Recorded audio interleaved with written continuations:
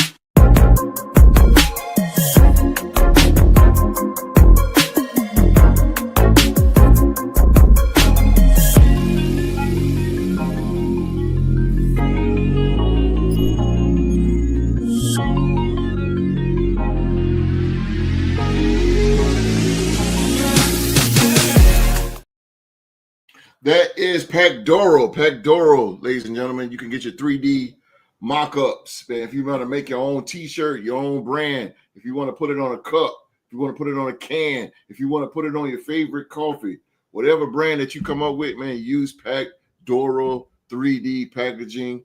You can go to and use promo code and it's all on me. You can use promo code HOST 2025, man. Get 30% off your subscription. That's what Park Door will do. Again, check out those links in the description box below, man. All right, ladies and gentlemen, I have the OG. Ladies and gentlemen. He is a legend. I have the OG in the building. Yes, the Fast and the Furious. Yes, sir. That defense is ready. Representing the Golden Horns, the mighty Minnesota Vikings, ladies and gentlemen. The Vikings is in the building. He is the legendary Q-Dog. Hey, what's going on, people? Glad y'all tuned in today. We've been absent for a couple of weeks, so we want to bring this show and make an exciting show for y'all because we miss y'all. As you host just enlightened that the title that I have, it's not the Fast and the Furious, it's the Fast and the Furious. And we're talking about the Minnesota Vikings defense is going to raise havoc this year. We already started the preseason Thursday. We done got this ball rolling. So I'm telling y'all that let's get excited about the NFL season, and this is going to be something exciting to see. Let's go, baby. I got the horn for you. Let me sound it, and we're going to be ready to roll. Let's go, Skol Vikings. Let's go. Yeah. I got you. Yes, sir. There you got my horn. I got my friend with me. My buddy. Yeah, he ready. Look how mean he look. That's right. You ready to roll. You ready to get you. Yes, sir. Yes, sir. Yes, the sir. Vikings is in the building. The Vikings is in the building.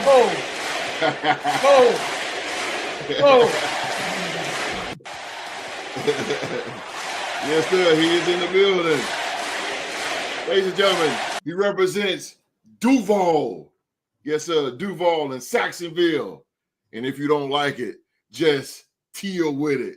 He represents the Jacksonville Jaguars, ladies and gentlemen. He's the Real Sports Wrestling Trivia Champion. And he is the 2024 Real Sports Podcast MVP. He is Rockstar Rock in the building. How y'all doing, everybody? I just came back from my grandmother's funeral. She was 88 years young, lovely woman. You know, everybody loved her. And found out one of my cousins is actually married to a diehard Jaguars fan. So I got meet a fellow Jaguars fan that lives in Jacksonville. And looking forward to maybe going down there and seeing some games in the near future. So DTWD, Duval till we die. There we go. Duval, ladies and gentlemen, is in the building. That's what's up. Jag fans is very rare. It's always good to find a fellow fan, real fan of your team. We went to my cousin's wife went to the University of Florida, so she's from Jacksonville. So it was pretty dope. Yeah, that's what's up, man. It's always good to see. When I see another Raider fan, I'm like, oh, what up, bro? You know, it's just like you love it. But condolences, man, to your grandmother. I appreciate that. Thanks. 88 years old, man. She lived a life and song. Yes, sir. Yeah. That's right, man. I'm pretty sure that you won't let her legacy. You will not let her legacy linger. I don't know which number I am, but I'm a part of 28 grandchildren. And my kids are a part of 47 great grandchildren. Wow, talking about the bloodline. Good Lord. Wow. That's something. Yeah, well, I'll tell you what. Nine children. Hey, I'll tell you what then. You know, she got the legacy behind her now. She did her job. Now she's going to glory now. Big ups to Rock's grandmother. For sure, Thank for you. sure. Yes, sir. That. Yes, sir, man. Thank you guys, man, for being here with us. It's been a long time. It's been 2 weeks, man. 2 weeks. We miss y'all out there, man. We miss y'all out there. I got the MVP and I got the dog here. and we're gonna talk to y'all, man. We're gonna entertain y'all. We're gonna do what it do tonight. Let's start this show off, man, with good old Winston-Salem on Chris Paul. Chris Paul is back with the Clippers, and it means so much to him. The veteran guard is thrilled to be closer to his wife and family as he seeks his first NBA title in his return to the Clippers. Chris Paul walked into an empty Intuit Dome on Monday and looked up at the massive halo board and saw his name. His number 3 jersey hung in the home locker room. Both teams confirmed that Paul was back where he wanted to be for a long time with the Los Angeles Clippers. He signed on last week for an off-the-bench role in the hopes of winning an NBA championship alongside Kawhi Leonard and James Harden. He said this, and I quote, It's kind of wild and kind of crazy, still kind of speechless. This is one of those things I kind of manifested for a long time. Sort of trying to speak it in existence, but you just never know if it's really going to happen. Last summer, Paul reached out to the Clippers owner Steve Ballmer and asked for a tour into a dome, which opened nearly a year ago.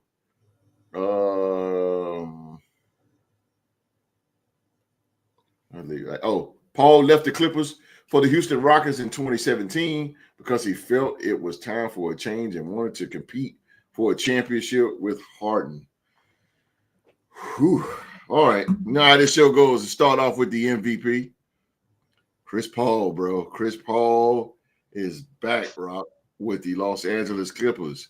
So my question is, shocked me too. Shocked me too, bro.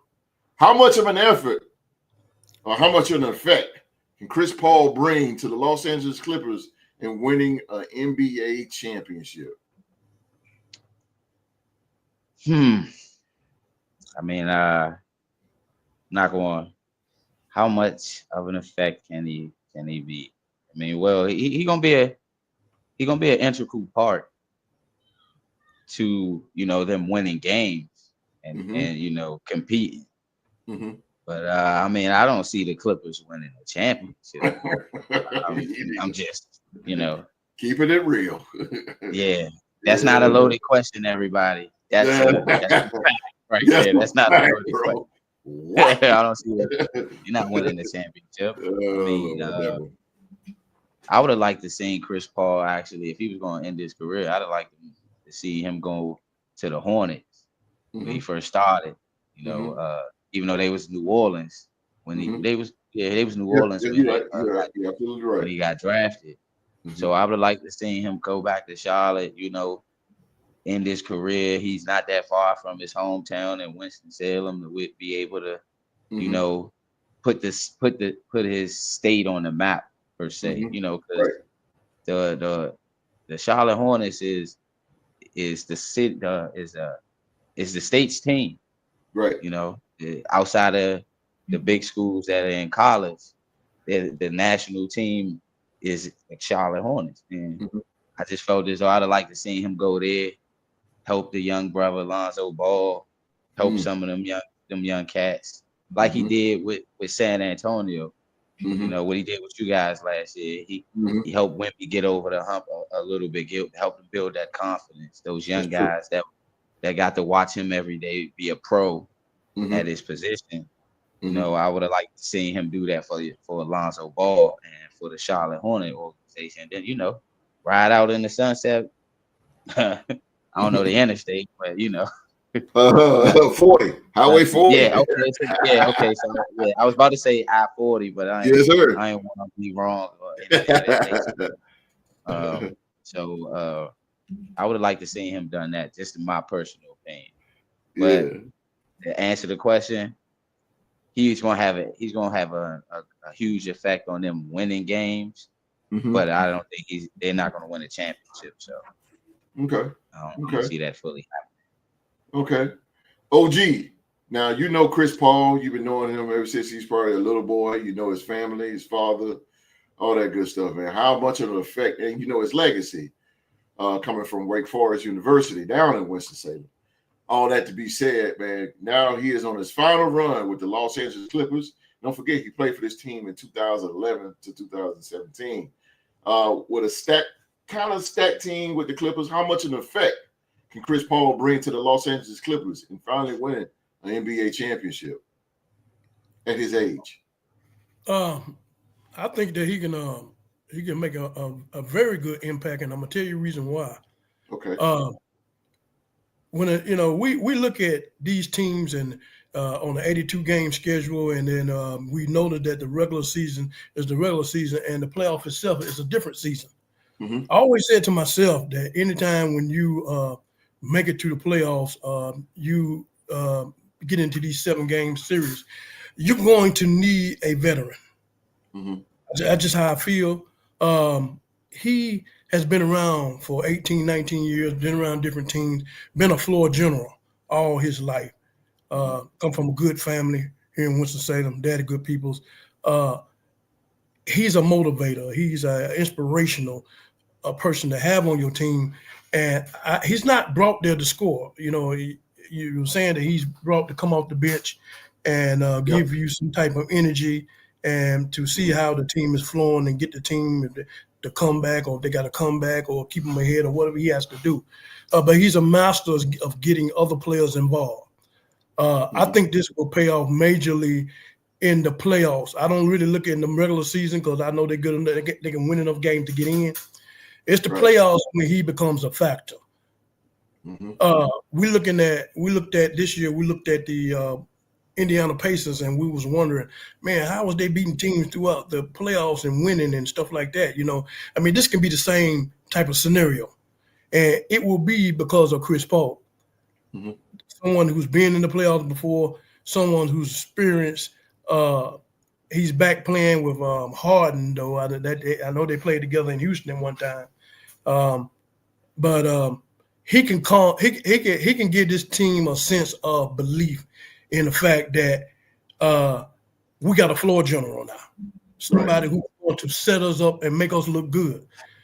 So he's not going to be a scorer, somebody that's going to score 30 points or score 35 points. He's not there for that, and he's not set up for that. He's there to set up the team, especially in the playoffs. This is the reason why he's brought here, because to make these playoff runs and these clutch games in the playoffs and the pressure is on.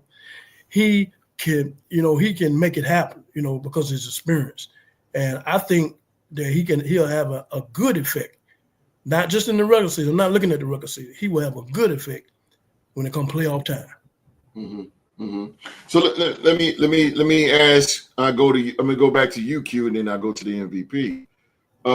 Let's just say, what if the Clippers don't be successful in winning an NBA championship? And it's all said and done, will Chris Paul still be considered a Hall of Famer? Well, I think he's second in assists. If I'm correct or not, he's second in assists. That says a lot. You're behind the great John Stockton, who averaged 15 points a game. So he'll be one of the great floor facilitators, great generals, orchestrating the team. I mean, that's what his position calls for. He's been that all throughout the NBA. He turned David West into a superstar. He sure did. He turned him into a superstar. So Tyson Chandler too. That's a fact. I mean, these guys, you know what I'm saying? Chris, and they love him because he set them up so perfectly. Yeah. You know what I'm saying? He know where you're supposed to be at, just like John Stockton, sees the floor very well, and can generate an offense. So I don't think nobody's gonna come behind him, or somebody that's on his heels, or to push him as a young players in this league. So if it doesn't happen for him, his legacy is not tainted or tarnished. It's not. He's still that number 3. He'll be amongst the beast, the elite. You behind John Stockton, that's saying something. That is true. That is true.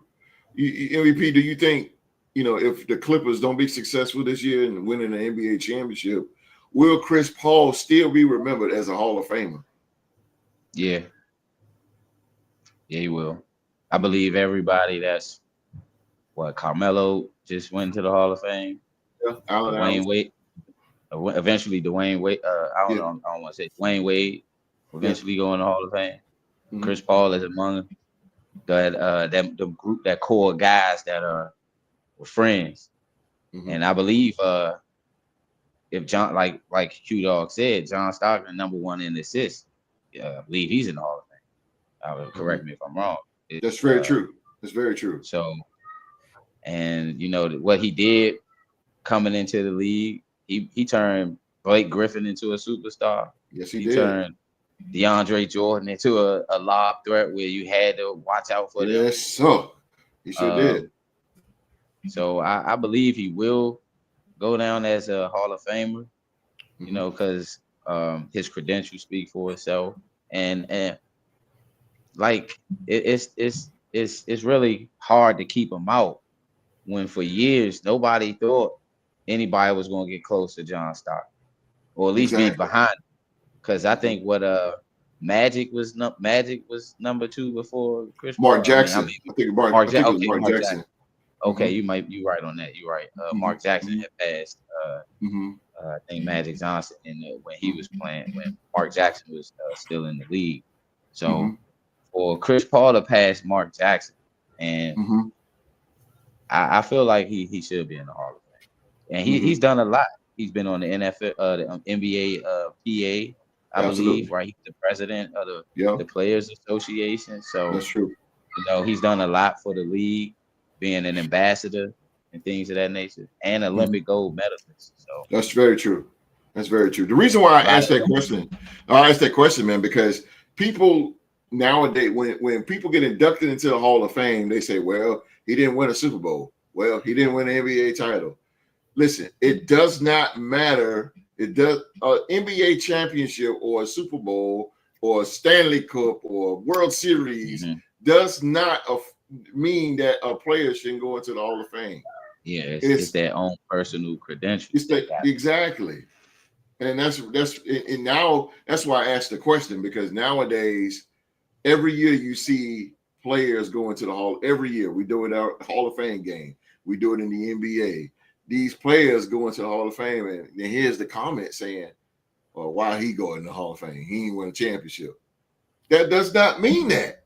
It doesn't. I would say this: Sterling Sharp and LaDainian. I don't know if LaDainian went in. If was he a part of that group that went in? I think LaDainian was in it. Yeah, I think LaDainian was in it. So everybody know LaDainian should have won. Sterling Sharp definitely should have been in the Hall of Fame years before his brother got in the Hall of Fame. And Shannon Sharp said the same thing, but yeah, Sterling Sharp was definitely underrated for years. Not getting into the Hall of Fame, so I'm glad he did. Yeah, me too, man. It doesn't stop anything. Q, your boy, Chris Carter. Chris Carter's in the Hall of Fame. He ain't win a Super Bowl, but he one of the greatest wide receivers of all time. Randy Moss too. Randy Moss. Chris Carter invented the toe drag swag. Yes, sir. Hands of stone. I mean, congratulations to Jared Allen too. Jared Allen, he was in. Oh yeah. Jared. But you know what I'm saying? Word. But you know what I'm saying? It's just, man, that's why I encounter so many people that I talk to throughout the week. And, I've encountered that before, man. They don't deserve to go in the Hall of Fame because they ain't win a Super Bowl. Why? Because they ain't win NBA championship. Why? Because they ain't win this, they ain't win that. You don't have to. What? Who told you that? Who told you that? That's nonsense, man. That's just nonsense. I don't. Winning a championship takes a lot to go right for a team. Yeah. For the team, not just for an individual. Right. For the team, bro. No, Chris Paul ain't never been the MVP. No, he has not. But look what the man, like you said, look what he did with his stats. He's right behind John Stockton. To be honest with you, I don't even think anybody's going to even get close to nowadays. I don't think anybody's going to even get close to Chris Paul. It's going to be Chris Paul and John Stockton. They don't pass the ball like that nowadays. I'll probably say Trae Young or Halliburton can probably get there because they are considered facilitators in the league right now. As far as the true point, it's still the true point guard. True point guards, yeah. My favorite point guard is Darius Garland. It's my favorite point guard. Darius Garland, can he get it? No. He can get up there, but no. That just don't pass. Exactly. Garland, if he can stay healthy, Yeah. But Besides he a that, tough guard. He is tough. He's tough as nails. Yeah. And see, those guys like Chris Paul, Mark Jackson, those guys, Q, and you know this, those guys were setup guys. They like me and you talked, what was it, yesterday? If it wasn't for John Stockton, there would be no Carmelo. No, it wouldn't. It wouldn't. It just wouldn't, bro. Like, these guys were setup guys. Mark Jackson set it up to Reggie Miller and Rick Smits, Antonio Davis, Dale Davis. Those guys like that. Like Chris Paul, again, with David West, he said, and Tyson Chandler. Those guys are setup guys. But to go back to Chris Paul, hopefully he can bring something to the Clippers. I don't see him winning an NBA championship, but I'm going to tell you what, by him being 40 years old and being a point guard, he's going to have to really keep up because the Los Angeles Lakers is coming. And I think the Los Angeles Lakers is going to be coming with a full force. I can see them making a hell of a run this year.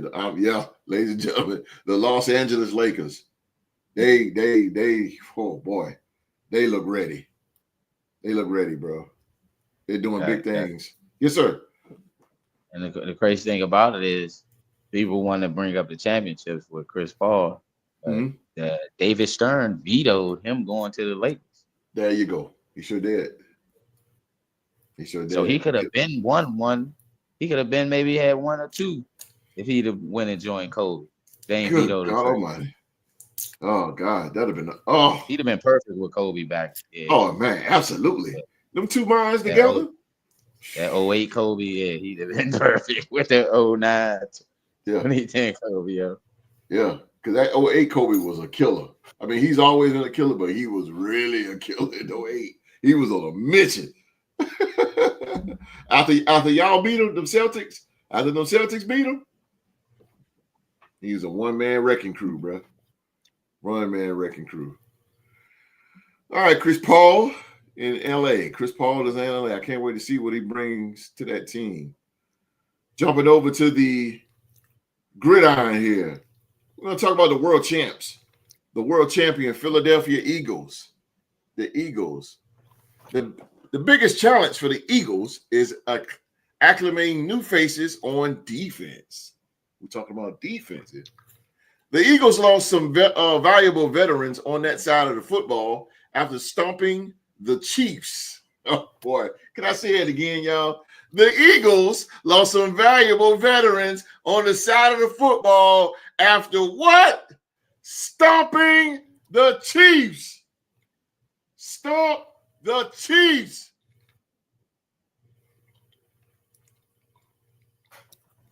I was about to cuss. I had to hold it. Stomping the Chiefs in the Super Bowl. They said goodbye to two edge rushers and Josh Sweat, who signed with the Arizona Cardinals, and Brandon Graham, who retired. An underrated interior D lineman in Milton Williams, who went to the Patriots, and two playmakers in the secondary in cornerback Darius Slay Jr., who went to the Pittsburgh Steelers, and safety C.J. Gardner-Johnson, who was traded to the Houston Texans. As is usually the case, Philadelphia has been grooming players to move into all these positions, but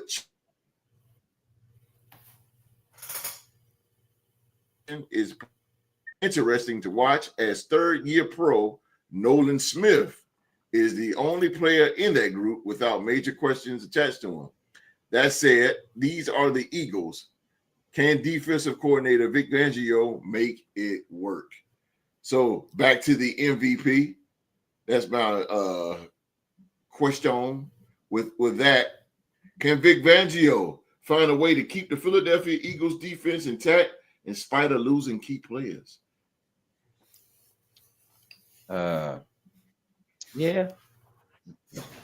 Vic Fangio is he's a good defensive coordinator.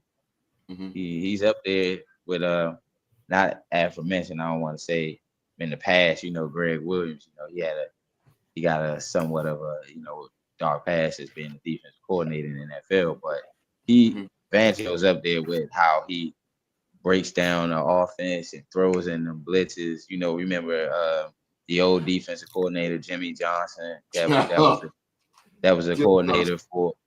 Yeah, that was a coordinator for Philly. Yeah. I like how he brings some of that aspect of coaching as far as the defensive side and the blitz packaging. But yeah, I see him keeping. They're gonna find a way to keep everything the way it is. I think they may have a small hiccup here and there, depending on who they seeing week to week. And bearing any injuries. How that may affect the team throughout the course of a 17-game regular season, even though it's 18 games, but they play 17 altogether. So I believe he can do it, but they lost some key guys like he's some agents. Slay gone, like you said, CJ Gardner-Johnson. I don't understand what's his situation. He leave Philly, then go back, and then back to Philly. Get traded from Philly now. Now he talking bad about him after the Super Bowl one. So but for me, I look at it though. They've done a good job, the Philadelphia Eagles organization, of recouping what they lose. So I've seen that they've done a good job with that. And now it's just opportunity for some guys to step up. They've drafted well, so I believe I believe he's gonna give them every guy that's on that defensive side of the ball an opportunity to commit and make plays. Okay. OG Vic Fangio, old school defensive coordinator. He has a tough task on his hand now that he is a defending champion. And he is going into that pretty decent offensive NFC East. Now he has a tough task. He lost again, like the MVP stated. He lost C.J. Gardner-Johnson. He lost Darius Slay. He lost Brandon Graham. He lost all these key players on defense. But do you think Vic Fangio can find a way to keep the Philadelphia Eagles intact despite of losing these key players? Because now you got to go in defending your championship. Well, we know that the great Vic Fangio has been around, and he's well known all across the NFL for his defense, and really having a high-ranking defense everywhere he's been, pretty much. But a defense is not good without pressure. He operated on pressure. And so he lost key pressure players in Graham, Milton, and Sweat. These guys, Williams, mainly one, bringing that pressure up the middle, collapsing that pocket. That makes the job for the secondary more easier. Now, without the adequate pressure that you have to do like Brian Flores. You have to become creative. You have to learn how to send more people. To get pressure on the quarterback because you don't have those key players, 4 players that can go in and create pressure on their own with 4 players. I really feel that's what's going to put the secondary in question. Can they hold up? That's the problem. Can the secondary? Now the secondary is a decent secondary. I don't think they're a top secondary, something like the Baltimore Ravens. But I really feel that now that the responsibility is going to be put more on them because they're going to have to play defense now, and not sit back and let the front 7 do his job. So it depends on what kind of packages he's going to bring. He's going to have to bring some type of pressure. We know, he's got to pressure more. He might have to blitz more because you don't have those key players like that can collapse the pocket. And you can't, he knows that he can't let the quarterback sit there like that, and then you have to make him move and confuse them and stuff like that. So he's gonna have to do his job this year. Not saying that he never did his job, but he's gonna have to be more creative and hopefully that he can hold that his secondary can hold up. You're gonna see that all year long. Can his secondary hold up? Because without adequate pressure, then these secondary guys gonna get ate apart. Because that's what they were used to. That it was seen in the Super Bowl that pressure collapsed Kansas City, the pocket. Just crushed it. I love it. Now, and all your players went out there and got a bag somewhere. They went and got paid. So you didn't have the players that can come up. So that's why you got to have players that can come up behind them that you can groom them. You know Absolutely. what I'm saying? And keep that pressure defense up. But now I don't know if he can do that. But I just think that what's that? Mr. Mark. What's up, Mark? I just think that he has to really be more creative. Depend on his secondary guys. He got to really, go in that secondary room, talk to those guys. I'm gonna say, y'all got to really hold up now because I can't bring that adequate pressure. I'm gonna have to send more than I want. And so that being said, the question mark is on this secondary. Can they be the shutdown corners like Philly G say? We're gonna see if they Quantum Bay can be see if Quantum Bay can be because he gonna have to work this season.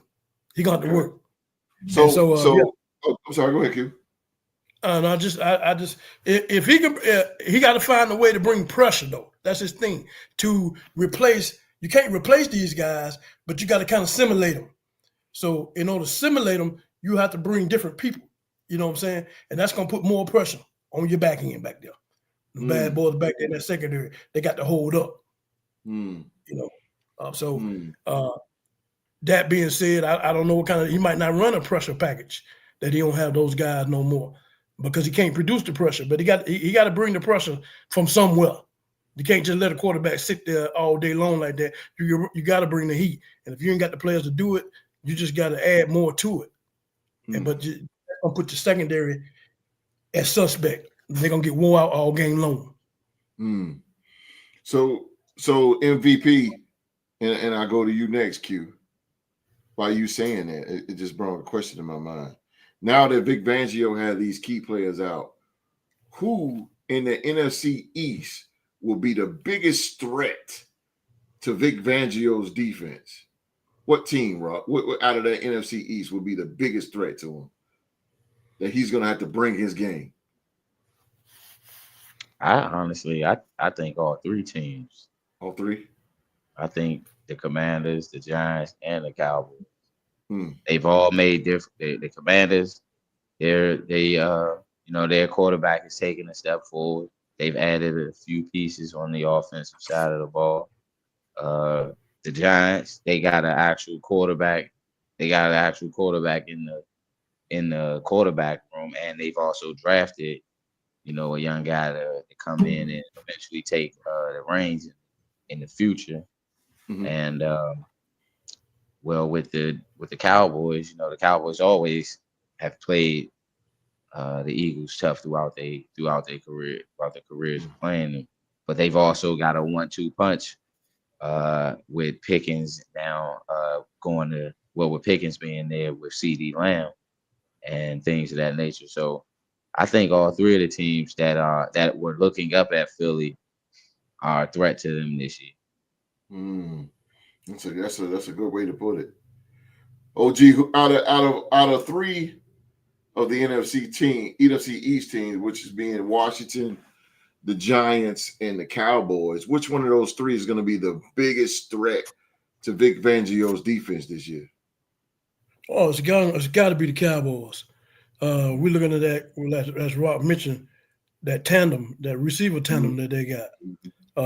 So they're going to be creating havoc. And with your secondary being put on his heels like that, without being able to bring the adequate pressure like you did last year without those those players, you're going to be relied on those cornerbacks to cover even more. And so I think the Cowboys really that receiver core. I like Nabels for the Giants. I think he's going to be a dog. I think he's going to be something special. He just got that foot injury though. That shit been killing him ever since college. But I agree with you. Yeah, he's something special.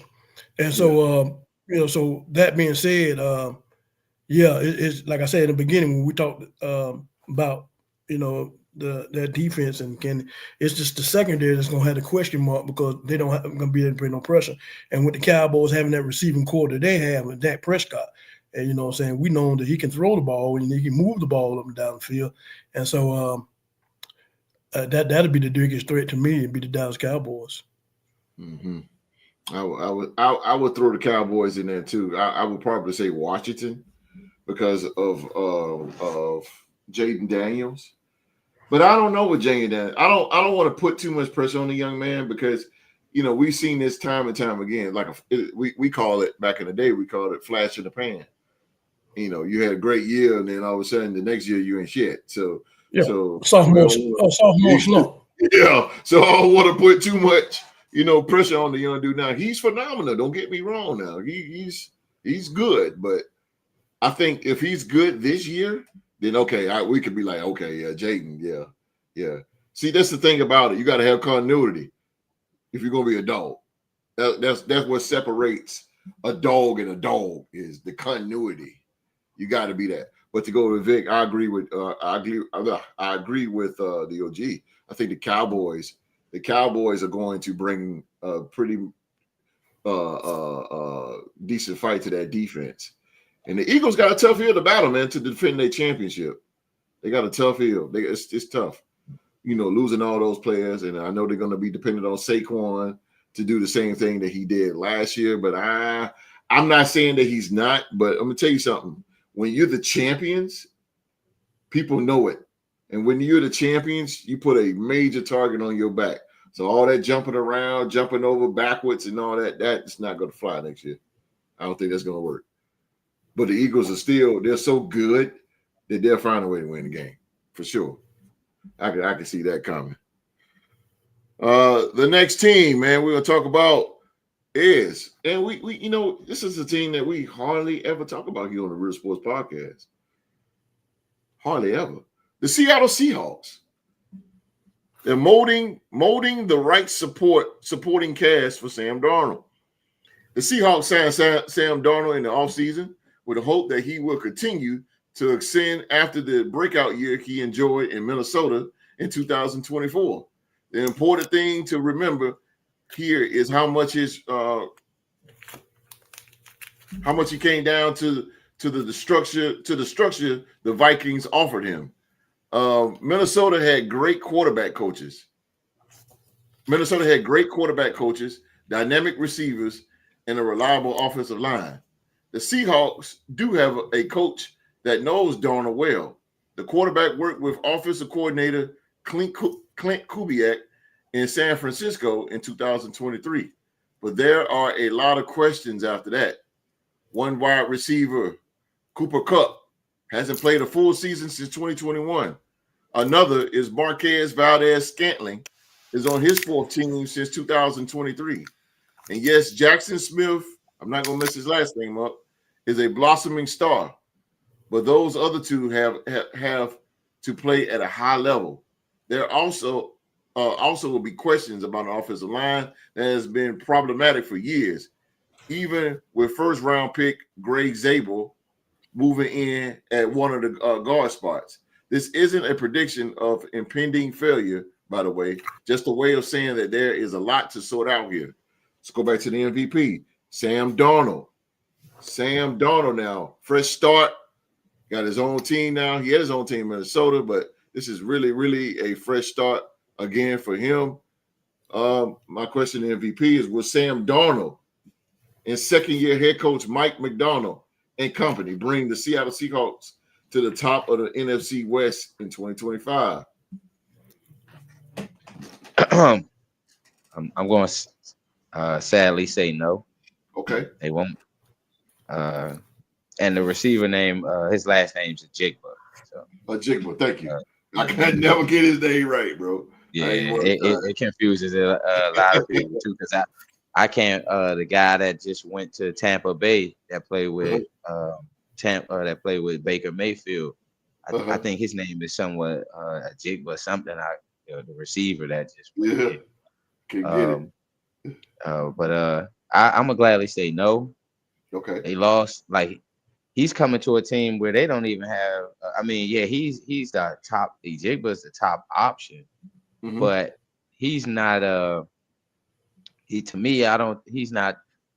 not that receiver that they need, that they had in DK Metcalf, and they lost their running back, I believe, Kenneth Walker. I believe done for the season. So he was a big part of that run game.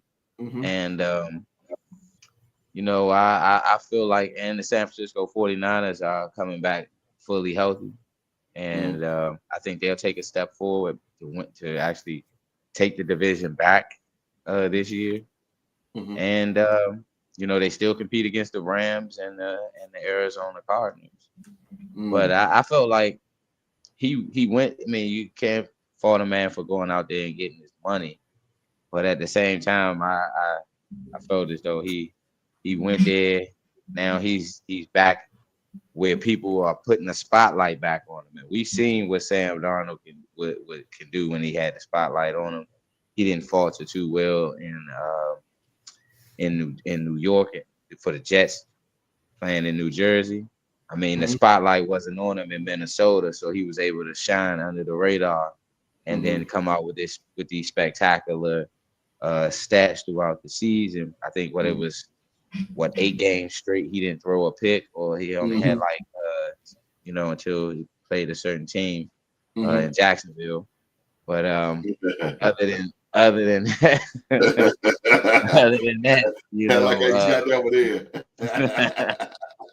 But other than that, I think he gonna have a slum year. I do believe he's gonna have a slum year. Yeah, there we go. Yeah, it is. That's the guy I'm talking about in Tampa. Emeka Egbuka. I'll jack that all up, bro. We'll call that man EE. I know, right? Big E. I can't get that one, bro. Boonga. Sound like we playing Crash Bandicoot back in the day. It sounds like that Sugar Hill the gang, Apache. Boonga. That's crazy, bro. A boonga. Okay. Appreciate you, Mark. Appreciate you, Mark. All right, Q, your former quarterback, Mr. Samuel Darnold, who led you into a 14-3 record, man. 14-3, damn near winning the NFC North. Now he has taken his talents west over in Seattle now with a whole new band. My question to you, sir, as well. Sam Darnold and second-year head coach Mike Macdonald and company bring the Seattle Seahawks to the top of the NFC West in 2025. I'm gonna say no. Okay. Reason being, I say I'm gonna say no because two people didn't go along with him, and that was KOC and Justin Jefferson. When he was there, we brought back the Sam Darnold that was a high pick Sam Darnold that came out, the 3rd round pick from the Jets. That's the one we resurrected career. And so being around talent like that and someone like Jefferson who threatens the defense every Sunday allows him to be, and with Jordan Addison, TJ Hawkins, these weapons that he had, allow him to sit back and just be the quarterback that he was drafted for in the beginning. Now they hoping that the magic that he had in Minnesota will transfer for him over to Seattle, but it just don't work that way. You miss it. You just not miss. You got to look deeper than Sam Darnold, and his name is KOC. You got to understand that. I think that anything he probably resurrect back to the old Sam Darnold, and that'll be his coach's fault. It'll be his coach's fault because the talent we know is there. We seen that in Minnesota. We know it's there. We know he got an arm on. We know he throw the ball. But look at their core receivers and look at Minnesota core receivers. You can't compare them. You can't compare them. He got basic possession receivers that'll move the chain, but he don't have nobody like a DK Metcalf that will threaten defenses. You got to threaten them. So when you threaten them, you make that defense core to move players to his side and move players. You use them as a chess piece to open up spaces in the field for everybody else. He don't have no kind of chess pieces. So what about Clint Kubiak? Like Clint Kubiak and what he did in San Francisco. What do you think about that? Well, San Francisco, I mean, you look at the players though. We got to go back. We talking about players. You know what I'm saying? And the biggest thing that that KOC says so much, and I feel so hardly in the NFL. We have these great players that come through all the time, but it's not the fact that quarterback fails systems. Systems fails quarterbacks. That's very true. All the time. That's All the very true. time. He was in a good system, a very good system. This system right here hasn't even got off the ground yet. They don't know where they're headed. They don't know they know where they're trying to go, but they just don't have no clue. So they're gonna be playing the whole season trying to figure out this and trying to figure out they ain't gonna really hit the ground running. But what's gonna help this team, they're gonna have a hellified defense. A defense is gonna be hell. That's what's gonna hold this team up. Mm-hmm. Sam Darnold's gonna go back and have his struggles because he don't have the type of weapons he had in Minnesota. He don't have the kind of threats that can threaten the defense. So it's gonna be a rough road for him because he got paid the bad because of what he did in Minnesota. But I don't think he's gonna be able to do it again. Not with this team. They just don't have the weapons. If they kept DK Metcalf, I'll go ahead on with it. Because at least you got somebody that can stretch that field and can threaten the defense. But they're going to have to solely rely on their defense because the defense is going to be good. Your defense is going to be good. I like Witherspoon, the corner. I like that corner from Illinois. Those they got the tackle from the Giants and the other one from Leonard Williams. My man Tariq Woolen on that. Yeah, that's very true. That defense is pretty nice. Yeah, but I just feel that he didn't take KOC or take Jefferson with him, so it ain't gonna work. Mm-hmm. So Q brought up MVP. Q brought up as he was talking and explaining, he brought up a question. Now we talked about before we talk. I mean, I think we hit Mike McDaniel 1 or 2 times, but he's irrelevant right now. We just talked about Sam Darnold, but my question MVP is what about Cooper Kupp? That's one of the he's going to be the X factor on this team. What about Cooper Kupp? Will Cooper Kupp play a full season? Because I just read he haven't played a full season since 2021. That's terrible. So my question is, will Cooper Kupp hold up enough for Sam Darnold to be the quarterback he needs to be for this team? That's a tricky question. It is because, like you said, he hasn't been healthy in what 4 years now. You said, yep. Yeah. Mm-hmm. It's pretty tricky because you never know. I mean, certain times maybe this might be his year. Maybe it might not. So, but I think in order for Seattle to get to where they want to be this season, he is going to have to be somewhat healthy, at least half. He's going to have to be healthy more than half of their games this season. Mm-hmm. He can't be out 10 games this season, or and then try to play the last 7 and give it a shot. He's really got to like dig in and see if he can, grind it out to the full extent. But a lot of that comes with him having, the ligament injuries and, certain things of that nature. Mm-hmm. That's what's kept him out over the last few years. Him trying to come back and rehab and then come back and then, his usage with the LA Rams was very high. Like him and Puka Nacua was trading receptions back and forth in LA last year and the year before. Well, yeah, right. No, last year was Puka Nacua's first year, right? Yes, if I'm not mistaken. Mm-hmm. Okay, so yeah. So,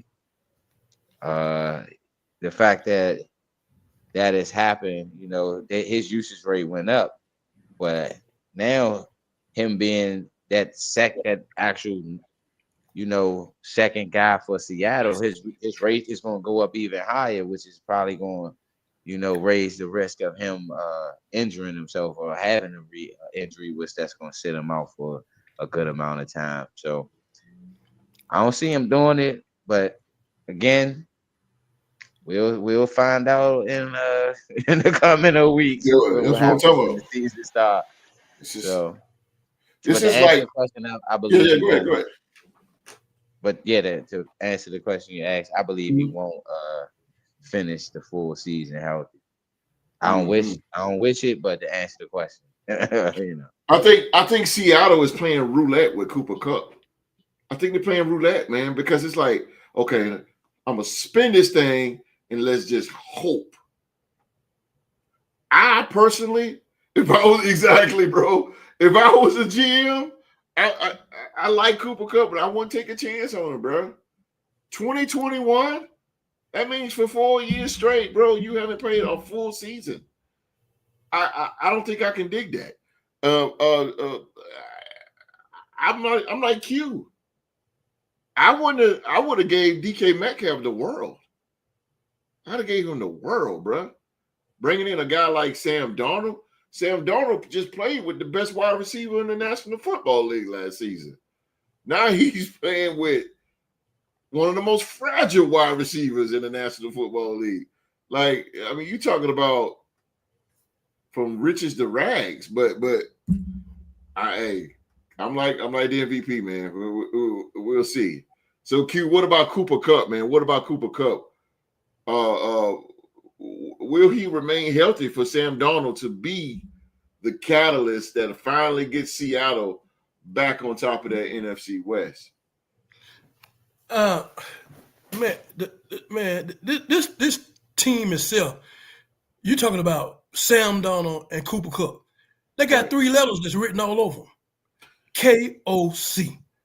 I don't understand why people just can't understand how it flows back to him.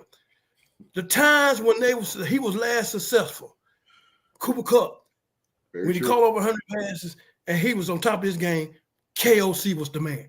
Sam Darnold last year, MVP runner-up, KOC was the man. Without KOC, he made them great because the head coach of the year with his intellectual offensive mind.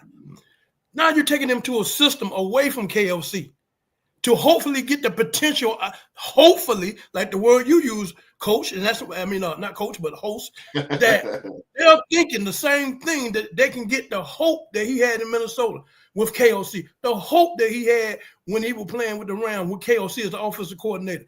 KOC, it comes back to him. He made these guys great. He put them on top of their game. And then when they left him, Sam Darnold ain't seen that, but you will see a decrease in his game because he's away from KOC. You seen that with Cooper Kupp. Injuries still wasn't producing since KOC left. Very true. KOC put these guys on the map and what they were. I don't really believe that he will be the same type of person, whether he's healthy or not. I just don't think he's the kind of person that can lead a team. You have to have some kind of offensive coordinator that can do it like KOC. Move that man around, put him in position to be successful. That's the only way he's going to be successful. He's not a big dog. He's not the one to go up top. You know what I'm saying? He's not Chase, or he's not he's not Chase, or he's not Jefferson. The top 2 receivers in the league. He's nothing like that. You have to move him around, hide him in places, do things with him. You got to have an offensive coordinator that can do the things like KOC did. That's how he gets open. But if you don't have that, then I don't think he can resurrect his career without KOC and being in a new system the way he is up under Sean McVay. This will be a title. Everybody got question marks on him. Sam got a question mark on him. He got a question mark on him. Cooper Kupp got question. You got too many question marks on offense. You couldn't go into training camp like that. That doesn't sit good and it doesn't feel good. You're on a hope or a maybe. That's what you on. Hope and a maybe. And it might take them a while before they get this thing together. It might take them 6 or 7 games. Hell, it might be 1-5 by then. If the defense don't hold them up. Yeah, you can't go into a season with too many question marks on offense. You can't do it. It's not going to work. It's not going to work, man. So I don't see this team being. I don't see them being no successful in the West. This team being not successful. I think they might catch it later on in the latter part of the season, start to show what this team should have been But during the early part of the season, this offense is going to be terrible. Yeah, you know what? And I It's gonna think be you're right. terrible. I think you're right, bro. Because and you say KOC, and you're absolutely right with that. Because I don't think Clint Kubiak, and it's nothing. I'm not taking anything from Clint. Yeah, but I just don't he don't know how to think. coordinate. He don't know how to coordinate. He was our offense coordinator. He don't Exactly. know what he's doing. I don't think he's going to coordinate or make or draw up plays to accommodate a receiver like Cooper Kupp. Yeah. Cooper Kupp was accommodated because he was in the open field and he ran a lot of post routes at the right time with the right quarterback with Matt Stafford. That was all designed by Kevin O'Connell and Sean McVay. I just don't see it with this team. Maybe and then on the other side of the field, which we ain't talk about, is Marquez Valdez Scantling. Like, what? Like, I mean, this dude is not Valdez Scantling is like a third, maybe fourth choice, bro. He wouldn't be my second receiver or third in my face. Hell no, he'd be like on the bench. He probably third. Yeah, in Seattle, because they gonna have a Jigba and Coop Cup at the 1 and 2. Right. Tyler Lockett left too. Tyler Lockett's gone. So exactly, I think he'd have been a good security blanket for absolutely good security blanket for Sam Darnold. Absolutely, bro. Absolutely. Mm-hmm. Unless Clint Kubiak gets creative, this is what I would do if I was. I'm not booking, but this is what I would do if I was offensive coordinator. I will put Cooper Kupp in a slot. I would put him in a slot because Cooper Kupp is a great route runner, but he's a sneaky route runner who knows how to get open. I would not put him on a wideout. I would not. No, never. Sir. I would not put him on the wideout. No. You know how much that would get? Huh? Get him in that slot where you can't get no hands on him. Yes, sir. You know what I'm saying? You can't get the hands on him like the other DBs can. And then, you know, he can do his magic in that slot. It's going to hurt Sam Darnold because Sam Darnold is not going to – Cooper Kupp, if he plays wide, he's not fast. So it's going to take him a couple of seconds to get open or to even, you know, fight off that corner so he can get open or even on a back shoulder fade or whatever the case may be. And Darnold, boom, he's going to get sacked like that because Darnold, you know, is not a runner. He's not a runner. So this is – oh, God damn. They need to hire us, Seattle. Seattle, you can hire us. I still be a Raider fan. But to piggyback off what Q-Dog was saying. Yes, sir. He right though. Yeah. With Seattle, they don't have an offensive identity coming in. No, they don't. And that's like Q-Dog said, that you can't go into the training camp. You can't go into OTA's training camp going into your preseason. Because technically when we watching Seattle, if you're able to watch their games during preseason, because I know their games gonna come on at like 10:30 at night. It'll be on the West Coast when the preseason starts for everyone. Mm-hmm. That's when we probably get an inkling of what their offensive identity gonna look like. But going into this season, I don't know what their offensive identity is. I didn't even know last season for real. Mm-hmm. It felt like who was their quarterback last year? Geno Smith.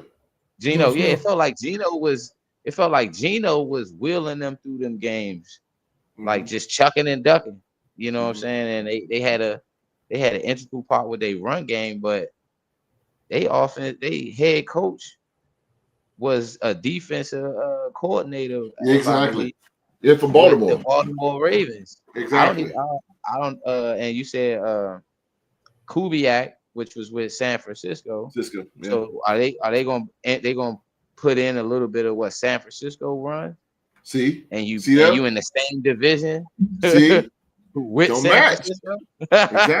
Exactly. You're gonna be running the same plays. Exactly. That's the only way. But it's gonna be tough, bro. It's going to be tough in Seattle. I see Seattle 7-10, maybe. Yeah. I, He basically didn't go to a good situation. no, he didn't. Sam I Darnold. say I think 6, and I think they're gonna be basically, 6 you know, people games. say, you 6 know, these games? people say you went 6 from, and 11. you know, They're these gonna be people say 6 and you 11. you go from sugar, you go from To sugar shit. to shit. Sugar to Yeah, shit. and I think that's what's gonna happen to him. You know what I'm Yeah. saying? Because he's not going to a prolific offense like I'm not trying to brag on that, but prolific offense like Minnesota had, a Right. high-powered offense. He's not Right. going. He's leaving that to go to Right. something question marks on it. Right. It's not going to be good for him. No. It might make him go back to the old Sam Darnold. Oh shit. Yeah. Well, you know, all old cows and chickens, and where they go back to where they say they go sit them back to the barn. So they all go on back. But I don't If see y'all it didn't either. get Geno, I would have liked.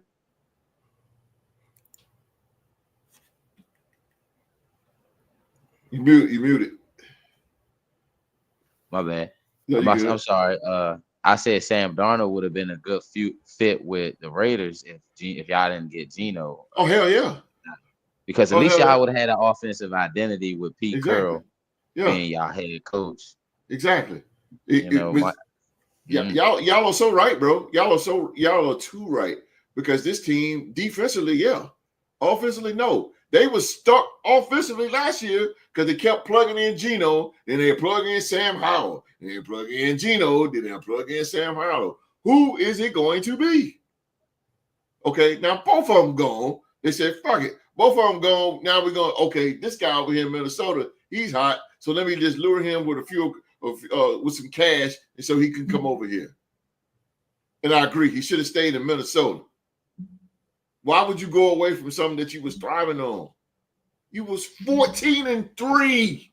Do you know how hard it is to win 14 games in football? This guy was runner-up. If it weren't for Josh Allen, this dude would have been the MVP. Boy, grass ain't greener on the other side. Philly G, what up, Philly G? Philly G. Eric Allen is finally in. Yes, sir. My boy, EA. EA is in the Hall of Fame. Cornerback for the, then Oakland Raiders. He is in. EA is in, baby. Didn't Sam get traded? No, he got signed. He got signed over to the Vikings. Yeah. He got signed from the Vikings to Bad Seattle. fucking move. But I agree with y'all, man. The Vikings didn't want to bring him back, right? They want to bring him back. They want to bring him back around $50 million. Oh, he wanted more than that. Yeah, they want to bring him back around 50. Yeah. Okay. So he went to Seattle for a little bit more than what. Mm-hmm. Yeah, they came. What is he like, 55 or something like that? They didn't give me his yeah, well, they didn't. They weren't gonna go. They wasn't. That's the hardest they wouldn't go. Yeah, about 55. They wouldn't go no higher. 50, 55. They wouldn't go higher than that. Yeah, see, that's why Seattle, man. Seattle. I think they pulled a gun too fast. They did. They're trying to keep up. They're trying to keep up with the Rams and the 49ers. But now with this right here, now that we're talking now, I think the Rams are going to run away with that division. Yeah. We will, as the regular season starts, we will revisit this conversation about them. Yes, sir. And when we know that we're all spot on when it comes to this, and he could be, bro. That's true. He could lose his job to Miro. You're right, Philly G, and you're right, Q. We're going to be going right back to this right here with the season start, because I don't see Seahawks. I see the Rams actually taking this division by experience.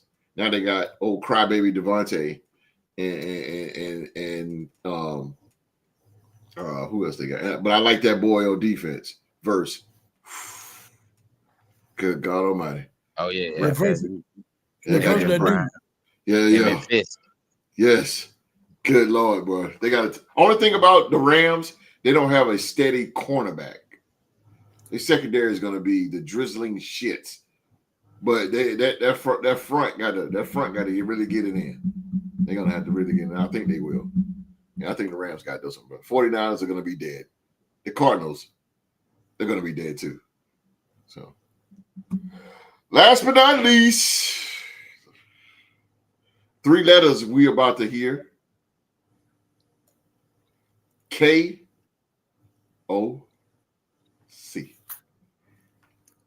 JJ McCarthy. Philly G said, but Cooper Kupp up there, and we saw that Darnold did with Jay Jetta. We were just saying, Philly G, Cooper Kupp can't stay on the field. He haven't done it since 2021. But if he can be consistent, that's Jay Jetta. That's Justin Jefferson and Cooper Kupp. You cannot compare the two. Yeah. That's like a 12th grader and a kindergartner. No, it's not going to work. I mean, if this was years ago, you might could. Yeah.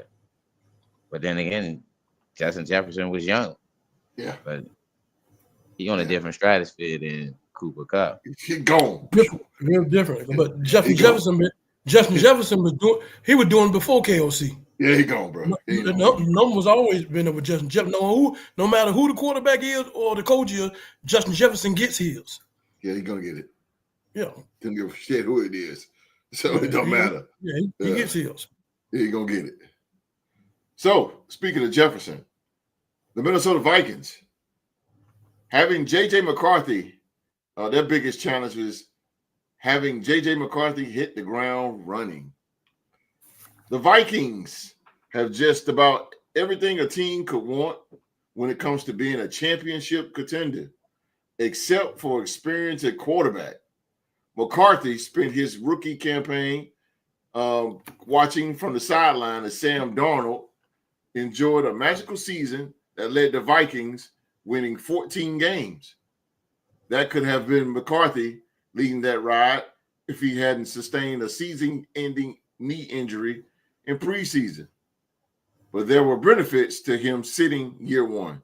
He got to learn about life in the NFL at a more comfortable pace and see how a former first-round bust, Sam Darnold, went about his business to achieve a post-hype breakout.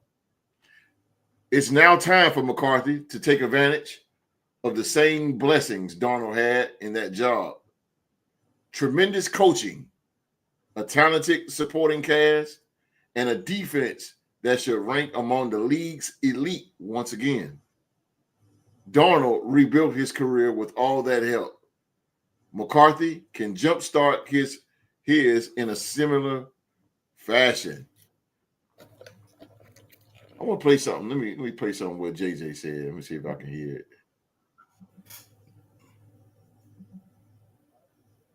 No, it's not letting me do it. Wait a minute, JJ. Yeah, it's playing. Let me turn it up.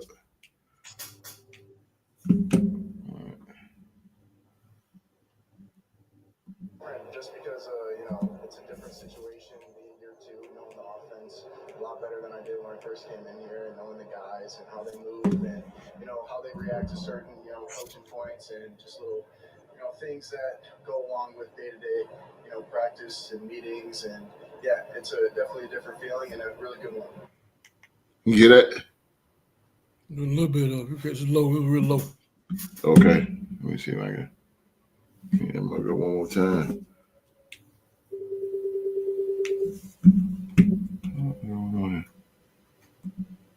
I feel different just because, it's a different situation being year two, knowing the offense a lot better than I did when I first came in here, and knowing the guys and how they move and, how they react to certain, coaching points and just little, things that go along with day-to-day, practice and meetings. And, yeah, it's definitely a different feeling and a really good one. So, by normally I'll start with the MVP on this, but I got to give it to the long time. I got to give it to the long time Minnesota Viking because, like I said, we're about to hear the 3 letters. JJ McCarthy, Q. Right.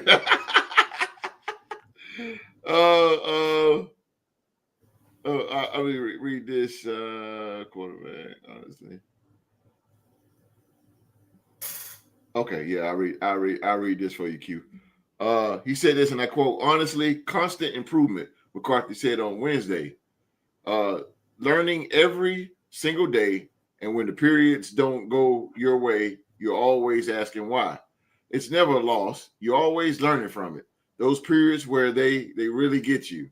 I feel like that is where we learn the most about ourselves and our offense.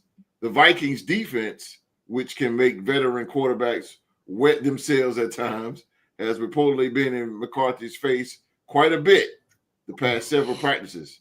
In Tuesday's red zone session, the quarterback struggled, completing a reported 3 of 11 attempts in the restricted area. He said, missing by inches, McCarthy said of the red zone drill. That's what happens when you're down in the red zone. You got to be detail-oriented and really specific with where you're putting the ball. But there were a lot of good things on tape, just more great reps to put under your belt. See, I like this guy. This is why I like this guy, because he's a student of the game. To be so young. Who the fuck's this? You look at it, he's talking about red zone, boy. Rock, this dude is talking about red zone and the accuracy. What rookie quarterback does that? That's what I'm talking about right there. See, the guy fucking thinks red zone is important. But anyway, Q, how do you? I know the question. I know the answer, but I'll just shoot it for you anyway. Can JJ McCarthy and will JJ McCarthy hit the ground running as the starting quarterback for the Minnesota Vikings? What was this in my chat? Oh, anyway. Will JJ McCarthy lead the Minnesota Vikings to the playoffs and possibly Super Bowl despite his rough practice performance? Come on with it, Q. Yes, most definitely.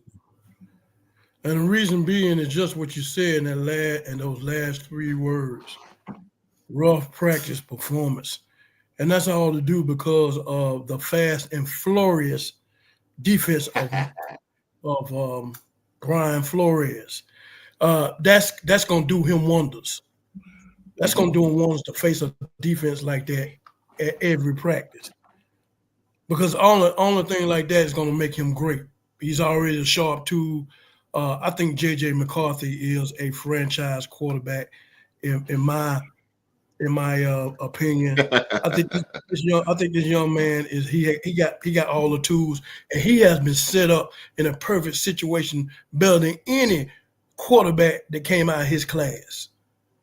Any quarterback set out of his class, he has been set up in a perfect position. A revamped offensive line. Justin Jefferson, Jordan Eddy, T.J. Hawkinson, the 2 backs, and Jordan Mason and Aaron Jones. Aaron Jones. You know, I mean, you got weapons all around you. It's to me, it's just situation just like when Culpepper came to Minnesota. God. He had all the rappers: Robert Smith, Carter, Moss, Jake Reed. All he had to do was drive the car. That's all we're asking JJ McCarthy to do. We're asking him to just drive the car. He's a smart individual. He can run. That's the thing about a lot of people that don't realize that boy can run. So you're going to see when he starts to play, you're going to see the magic that he brings. He's smart. He's intelligent. He got a strong arm. A lot of people say that he didn't have a strong because he had to throw in Michigan. You know, and what he said about that, he said, I adapt to what my coaches want. So he's coachable. He's been a winner everywhere he's went, from high school to college. He's been a winner, man. That guy knows how to win. He knows how to win, and then he's with KOC. Let's stop the shenanigans right now, man. We got to start giving it to KOC. Stop looking at KOC is the quarterback whisperer. That's non-disputable. Like Justin Jefferson is the best receiver in the league, that all commentators say. And KOC is the number 1 quarterback whisperer. And shout out to ESPN for putting my boys, our head coaching crew, as the number 1 crew in the league. The number 1. That's saying something. That's saying something. We got coaches that can put people, Brian Flores and KOC, put them in position to make them successful. like I said in the beginning, and I'm going to keep repeating that, quarterbacks don't fail systems. Systems fail quarterbacks. And you're going to keep seeing this time and time again. You keep saying, why this quarterback is not doing, he got the talent. It's the system that they're in. They can't get the best out of them. We see quarterbacks playing today that been around for a while and not doing nothing. And we want to know when they're gonna escalate it to the next level. It's not their fault. It's not their fault. It's the system that they're in. If you got to look past the player, man. You got to look past the player. That's what these coaches are here for. That's their job, is to take that talent that they have, put them in position to be successful. But a lot of these quarterbacks that are on some of these teams in the NFL, they have the talent. They had the talent going out of college. They've been playing in the NFL for a good while. Why we can't see them produce? It's because of the system. System fail quarterbacks. This is the perfect marriage for him. Him and KOC, they're going to be around for a long time. And remember that name, because that man right there he's going to be a star, a major star. Him and Justin Jefferson are going to be around for a long time. So I don't look to McCarthy. I look at KOC. You ask me a question about McCarthy, I don't think I say, in KOC I trust. And I'm going to leave it alone. Listen to what he said in the interview. Let me see if I got it turned up. Beautiful day out here at Vikings at training camp. And of course, it's a beautiful day when I get to talk with the quarterback, JJ McCarthy. And JJ, the quarterback process, as head coach Kevin O'Connell often says, is so much more than just your position. In your eyes, how have you seen this organization build around you? I've just been seeing them do the same things that they were doing last year, just committing to our way, our team, our process, trying to be the most connected, consistent, resilient, and relentless team that we can be. And, I'm just here to fill a role and play my role and, do my job the best of my ability. With Justin Jefferson expected to miss some time at camp, how can you take advantage of these extra reps with the rest of the receiving corps? Take advantage, routes on air, obviously in the team periods, but just building up those, timing reps with those guys is going to be extremely huge, because this is a tough game. There's going to be guys that go down, and you have to adapt and, push forward. It's showing the stat right now that he is 27-1 as the starting quarterback at Michigan. He only lost one game in Michigan. 27-1.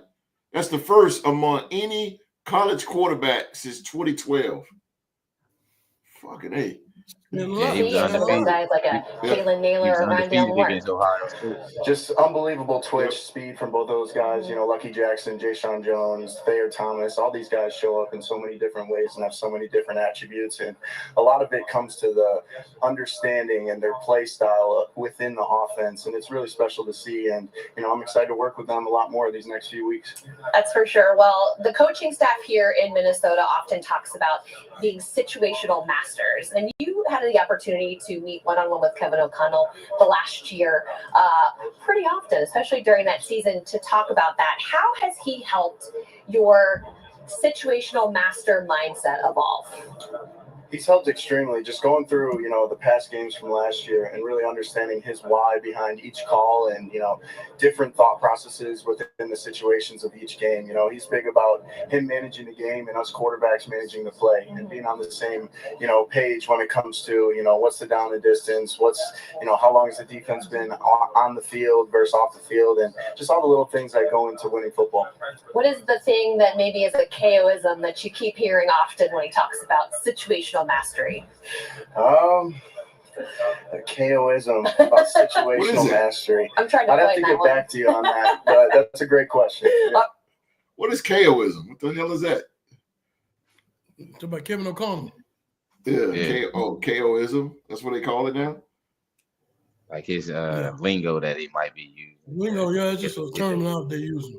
Something they use. Okay. Oh, okay. It's not an actual word. Okay. I didn't know if y'all want to listen to the more of this interview. It's 5 minutes long. I know Q, he can listen to it all day long and twice on Sundays. Yeah. we'll finish it out. We'll finish it out, ladies and gentlemen, and end the show. Follow up with you on that one for sure. Well, I recently had a chat with your new veteran center, Ryan Kelly, and he talked about how impressed he was with your authenticity throughout everything that you do, especially at your age. How are you able to keep that steady presence all while taking and stepping up into a leadership role in front of all of these guys, some, a bit older than you? 100%. I think, the number one advice that I got coming into the NFL is just be yourself, because these older guys will sniff it out a lot quicker than you think. And, we're all individually unique. We all have our own traits and weaknesses. And, that's what makes the team a team. And, I feel like having so many leaders around me, it just makes it that much easier to play a role as a young guy that's trying to, lead a team and be in that quarterback position. And, they do a tremendous job of just helping me along the way. That's for sure. A couple of new faces there on that line alongside Ryan Kelly. Will Fry's eventually getting moved into there as camp progresses. And of course, first round draft pick Donovan Jackson. How have you seen that unit gel together over the last few months? It's amazing to see, how on the same page they are as a new unit. We have B.O., CD, Blake that are here from last year, but just seeing Donovan come in, Will and Ryan obviously playing together in Indy, they already have their, chemistry, but, just seeing them in the locker room and in the offensive meeting or O-line meeting rooms, in between, lunch and the next time we meet, it's really cool to see how bonded they are as a unit. And, that's the most important thing leading into Sunday. It's funny. I've heard that you've taken the initiative to set up some dinners, hangouts, poker nights, things like that to try and get to know your guys better. How, that's not going to pop up on the stat sheet. So how can that translate as the season starts?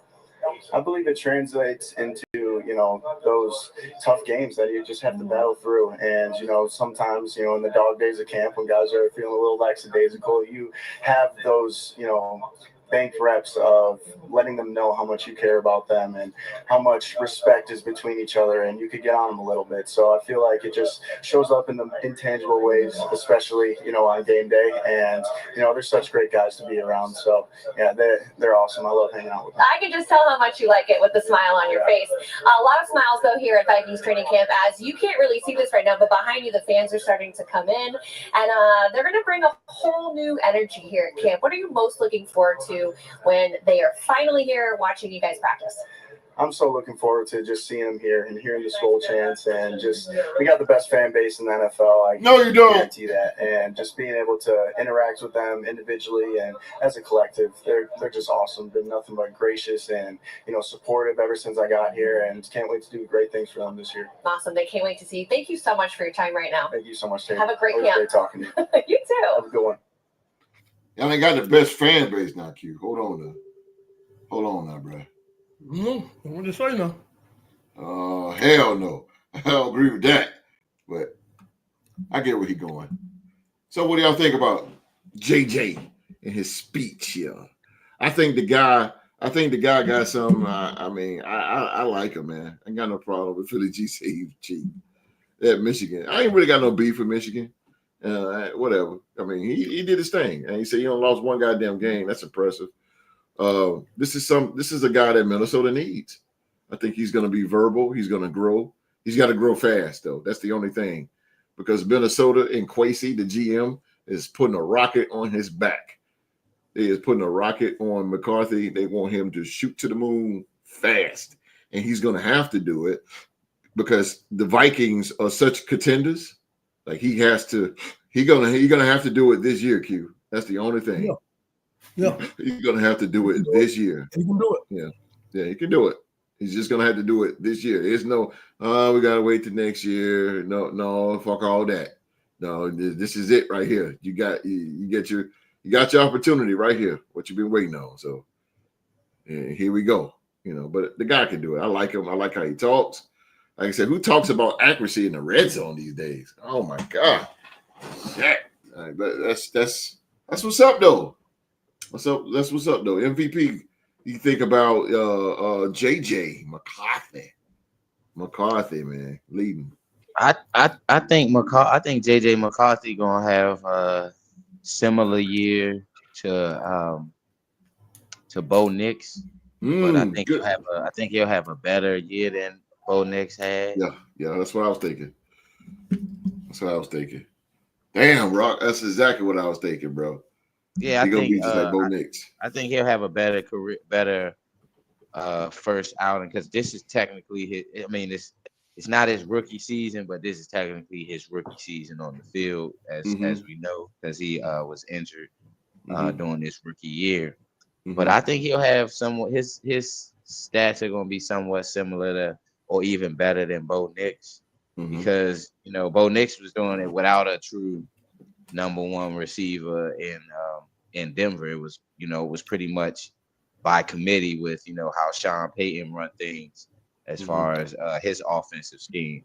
But the fact that he got a 1A and a 1B in Minnesota, because no matter if I know Jordan Addison, he probably is going to have to sit down some few games due to his I think his DUI situation that he had on the off season and what that happened and whatnot. So even when a few years ago when Justin Jefferson went down, Jordan Addison was able to pick up that slack when Kirk Cousins was still their quarterback. So he's got a 1A and 1B, somewhere similar to like how Joe Burrow does in Cincinnati. And I think he can kind of get there with how this offense is how the offense is in Minnesota. He can somewhat get to how like Joe Burrow is in Cincinnati, where he got two guys he can pick apart a defense with. Now it's just about how how he goes about it within his first year and things of that nature. But yeah, I see good things out of JJ McCarthy. I mean, Me too. He's a quarterback's coach. I mean, he's a coach's quarterback. Yeah. He's doing everything in his possible to make sure that he does what the quarterback does. I mean, his coaches tell him, just like if you look at how Brock Purdy was able to matriculate things in San Francisco based off of how the offense was predicated, just give him the answers, and he was able to pick people apart. So I think that's somewhat similar to what JJ McCarthy can accomplish in Minnesota.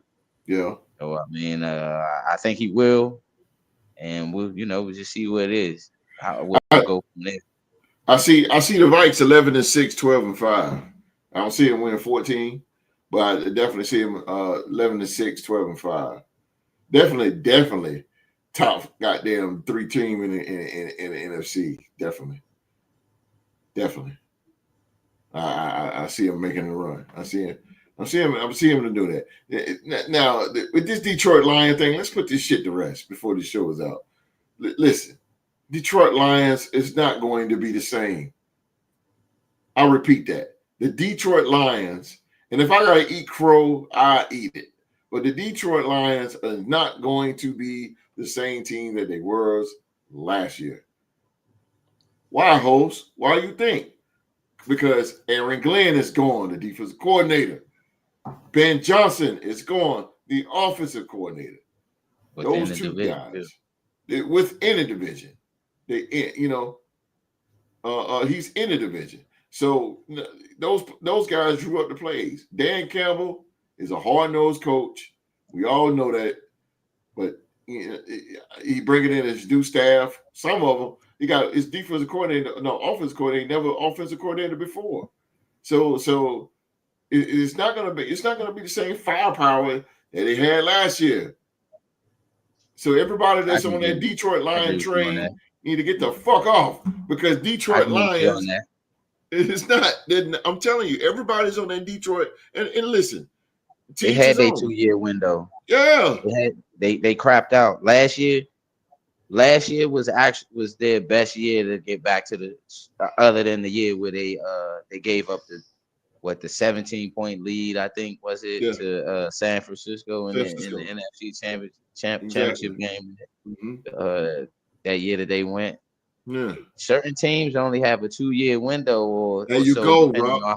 Depending on how great their division is. Yeah. And their division is not one of those divisions where you can be a slouch. No. Yeah. You can't, bro. You got the Bears. You got the Packers gonna be lingering around there. Like, no, man. They had like you just said, Rob. You had your 2 years. Get out of the way. They're not gonna be the same, bro. They're just not. Everybody just need to get off that goddamn Detroit train. Now I'm tired of hearing about them. No. And if you're staying with them, that's your job.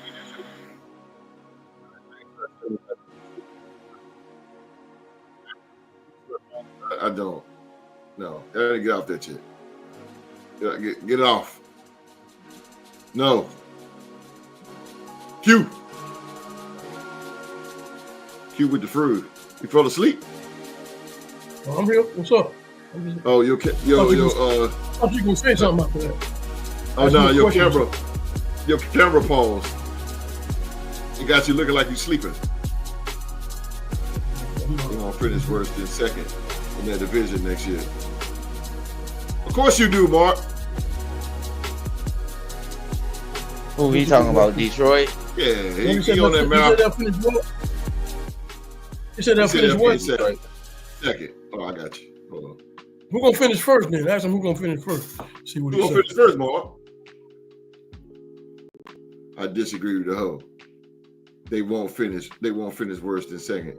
All right, you on that Malcolm, whatever Rodriguez thing. All right. Okay, well, who's gonna finish first though? Yeah, that's who I'm talking about. Who's gonna finish first? That's the question. I told y'all the Lions and the Vikings were frauds last season. Oh, damn. Philly G coming at the Vikings and the... I said we sell pump. Oh, see, damn. I'm gonna skin all them fellas off you.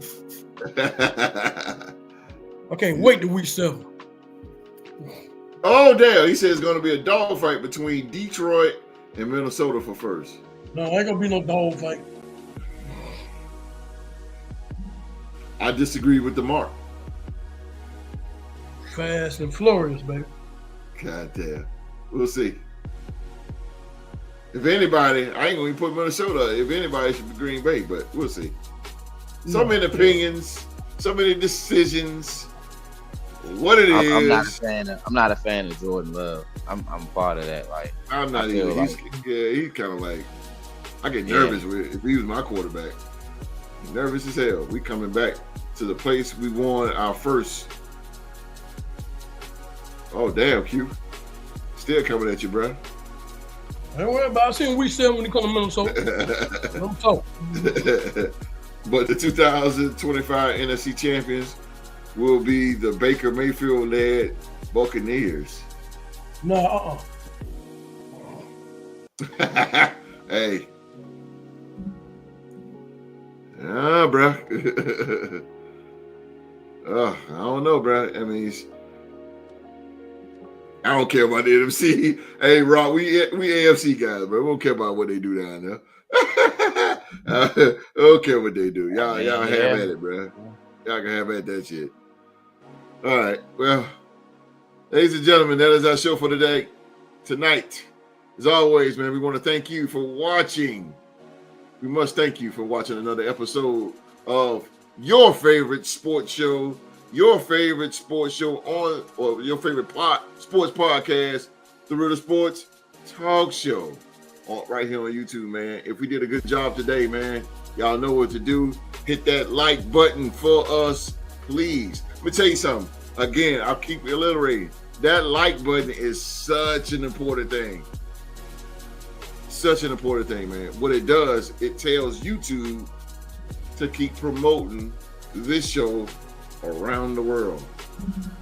So if you can just do that for us, we appreciate it very kindly.